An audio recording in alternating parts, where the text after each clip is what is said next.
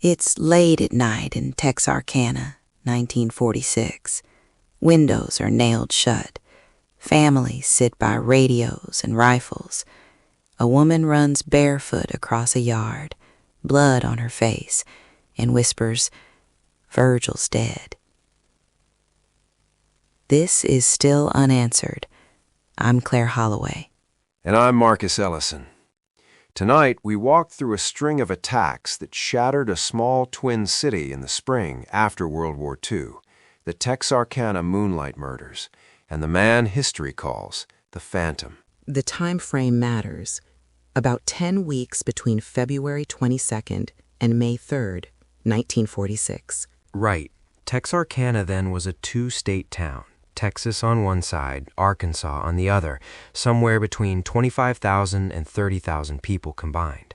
A railroad hub, agricultural trade, and a patchwork of law enforcement. That patchwork city, police on both sides, county sheriffs, Texas Rangers, would complicate everything. People believed they knew their neighbors. Lovers' lanes were part of courtship. And then that rhythm was ripped apart. Yeah. Lovers' lanes, late nights, returning GIs, a town trying to breathe again after the war. But then a masked figure began hunting couples. Let's begin with the attack that didn't, at first, look like part of a serial case. February 22, late at night, Jimmy Hollis, 25, and Mary Jean Larry, 19, parked on a secluded road near the city limits. They were a typical couple out on a date. A man came to their car, shone a flashlight into the windshield, and the world changed. Mary Jean would later describe a white cloth mask, eye holes cut out. A man who said, "I don't want to kill you, fellow, so do what I say." The attacker ordered them out, forced Hollis to take off his pants, beat him in the head with the pistol until his skull was fractured, then assaulted and beat Mary Jean. Both survived. That image of the pillowcase mask, that detail sticks. And Hollis and Larry were the only surviving victims who saw the man directly. Their descriptions would become the template for the monster in the public mind. But Marcus, the next incidents changed the city's sense of scale. Claire, why does March 24 read differently in the files? What happened that morning? A morning motorist found a parked car off U.S. Highway 67 West. Inside were two bodies, Richard Griffin, 29, a war veteran and carpenter, and Polly Ann Moore, 17, his girlfriend. Both had been shot in the head, execution style. Blood and drag marks suggested they were killed outside and put back in the car. There was no robbery. Griffin's money was still in his pockets. Up to then, people talked about a lover's lane assault. This was murder. The town began to tremble. The ballistics from Griffin and Moore pointed to a .32 caliber automatic, same class of weapon later tied to other scenes. Investigators were starting to see a pattern: nighttime attacks, secluded locations, death rather than just assault. Then came April 13th. The April murders, the ones that truly birthed the Phantom in headlines, were devastating. Betty Jo Booker, a high school saxophonist and student known for her church and school life, and Paul Martin, a teenage friend, were both killed. Paul's body was found early on the morning of April 14th in North Park Road. Betty Jo's was found later near Spring Lake Park, partially undressed and shot in the chest and face. The weapon? Ballistics linked the shots to the same .32 caliber used at Griffin Moore. The community response was visceral. Schools released students for funerals. People boarded windows, slept with guns.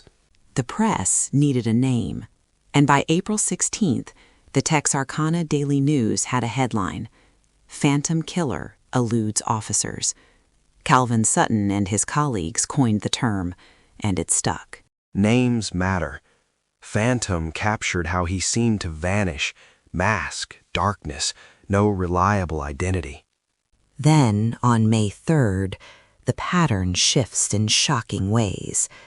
The Starks farmhouse attack, Virgil and Katie, breaks the Lover's Lane template.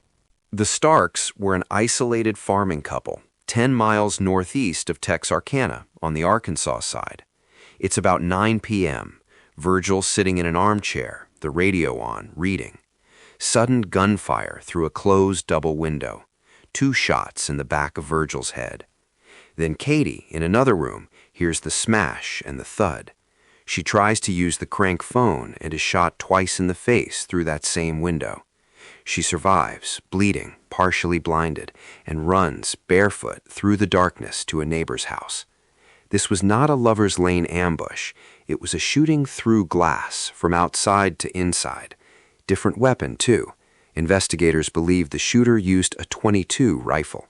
The town's fear deepened. If the killer could shoot through your living room window in the middle of the night, every house, every person felt vulnerable. But that weapon change, the .32 pistol to a .22 rifle, began a debate that still divides scholars. One killer or more than one? The arguments for one offender point to a consistent behavioral core: nighttime stalking, targeting people who were alone and vulnerable, sexualized elements in at least some scenes, and operating in the Texarkana area over roughly 10 weeks. Dr. Anthony LaPala, the Federal Correctional Institution psychologist who commented publicly at the time, argued for a single, intelligent, sexually motivated sadist who could lead an ordinary daytime life. LaPala put the likely age range from mid-30s to 50, emphasized sexual sadism, planning, and cleverness. But he, like many of his era, made assumptions influenced by the time, including racial biases that we must acknowledge as period context rather than evidence. The notion of a single phantom gives a neat story, but neatness isn't always accurate. Right. The case against a single killer looks at weapon differences, diverging victim profiles, and the fact that the Starks attack took place inside a home. Officials in 1948 even stated they no longer considered the Starks shooting related. But patterns can evolve. Offenders sometimes change weapons or escalate. Without DNA or preserved conclusive ballistic linkage to one firearm, certainty is elusive. Let's talk about law enforcement at the time, how they handled it, and where the pressures were. Agencies: Texarkana City Police on both sides, Bowie and Miller County Sheriffs, Texas Department of Public Safety, and the Rangers, notably Manuel T. Gonzalez, Lone Wolf, who was called in as a specialist. Coordination among jurisdictions was difficult. 2 states, rivalries, different chains of command. Add media pressure, newspapers and Life magazine amplifying fear and pushing for answers. That cocktail of interagency friction and public panic complicated methodical investigation. And the public reaction, we should be clear, was extraordinary. Families nailed windows and slept together. Curfews became common and gun sales surged. Young men armed themselves and patrolled lovers' lanes, sometimes firing at shadows. Police had to spend time dispelling rumors that threatened to turn vigilantism into tragedy, like the incident where a trooper nearly confronted a girl who was pointing a .25 at a figure she hadn't identified as an officer. Fear, rumor, and desperation, they were as dangerous as the killer. And the town's identity shifted. Texarkana became, overnight, a place that feared sundown. The phrase sticks. It even became a film title decades later. But before we get to culture, let's look at suspects, the people who were pulled under suspicion, whether reasonably or not. The most discussed name is Youell Swinney. Born 1917 in Arkansas, son of a Baptist minister with a long criminal record, car theft and counterfeiting. In July 1946, investigators tracking a pattern of car thefts tied a stolen automobile to locations connected to the Griffin Moore murder scene. That led to Peggy Swinney, Youell's wife, being arrested when she came to retrieve the vehicle. Peggy gave detailed confessions implicating Youell, places where items had been hidden, specific spots in the woods. Investigators corroborated some of her claims.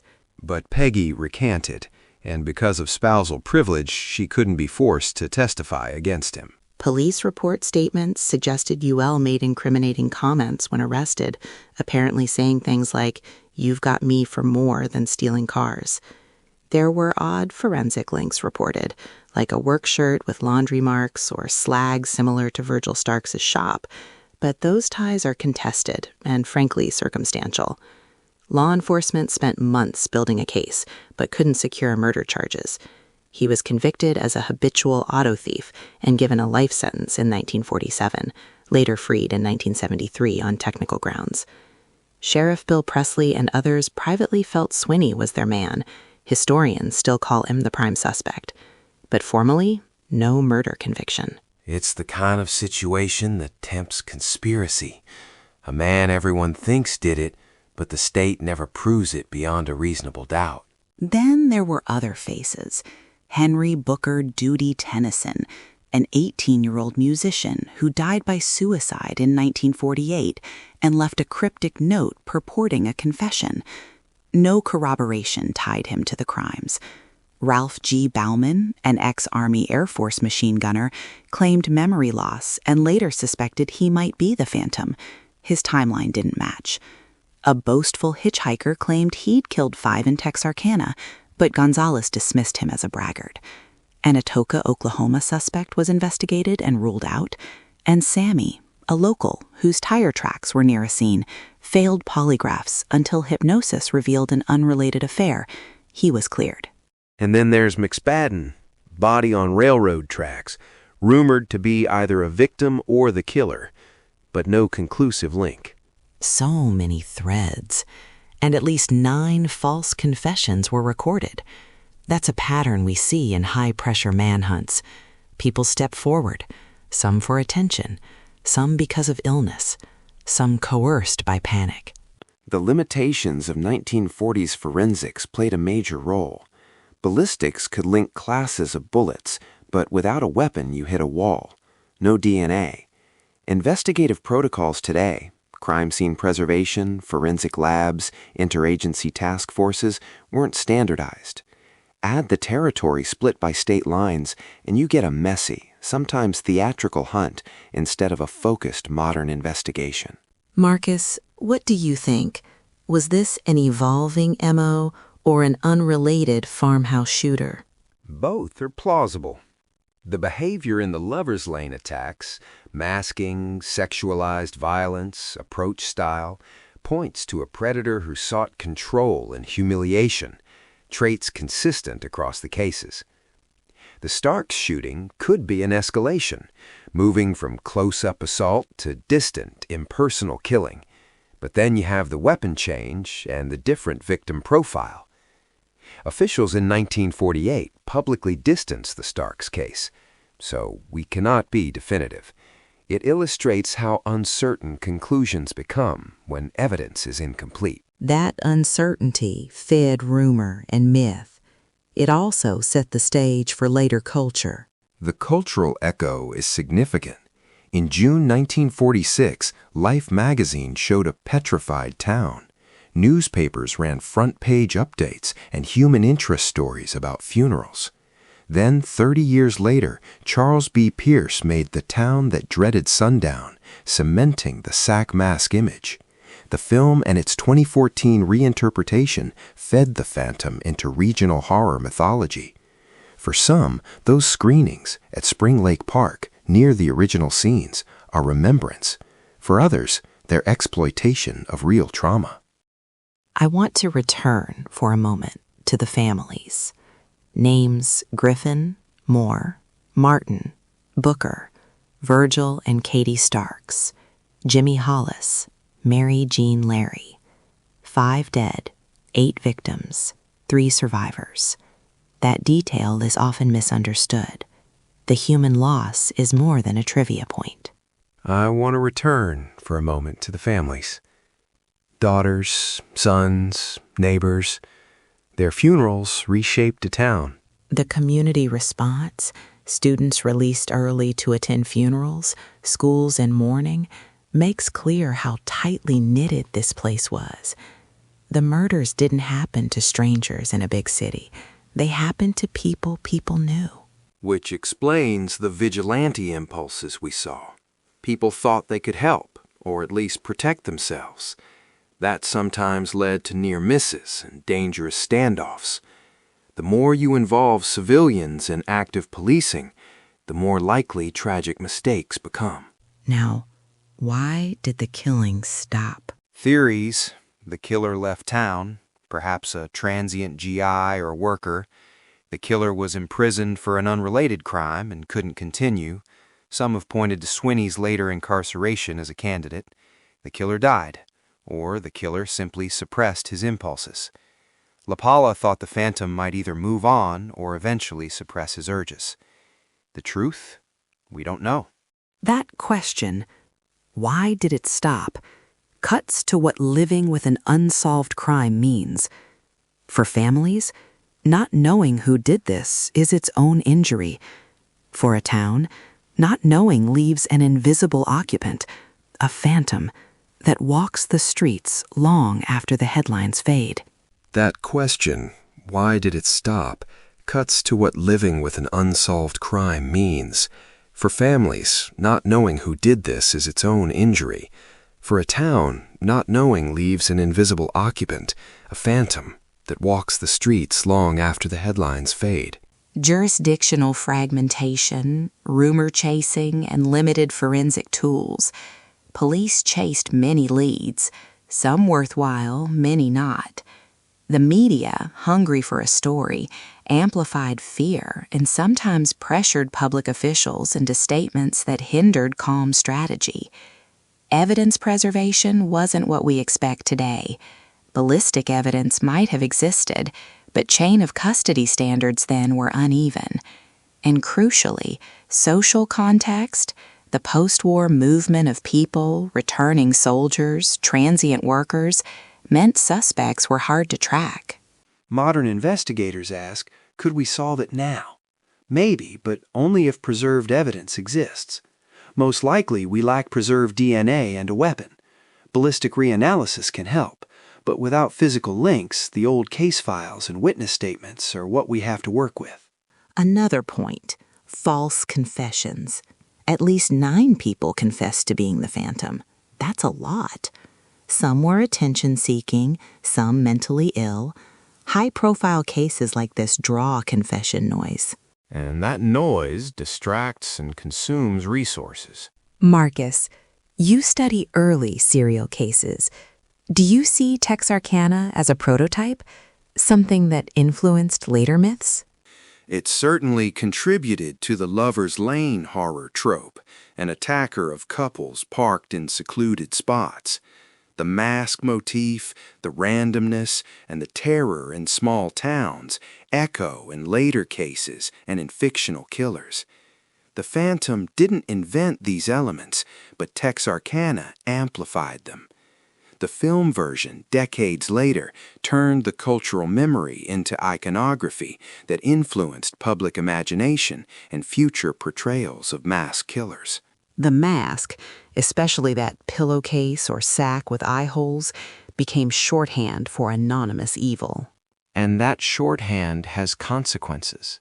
It flattens complexities into an image, and sometimes eclipses victims' real stories. We promise to keep victims central, so let's say their names again. Richard Griffin, Polly Ann Moore, Paul Martin, Betty Jo Booker, Virgil Starks. Survivors: Jimmy Hollis, Mary Jean Larry, Katie Starks. Remember them as people, not just case files. Before we wrap, I want to touch on Youell Swinney one more time, the strongest, if incomplete, lead. Marcus, is Swinney the kind of criminal profile LaPala described? Swinney had a criminal record consistent with property crime, car theft, counterfeiting. He was familiar with the area. Peggy Swinney's initial statements were detailed and partly corroborated. Those are important signals.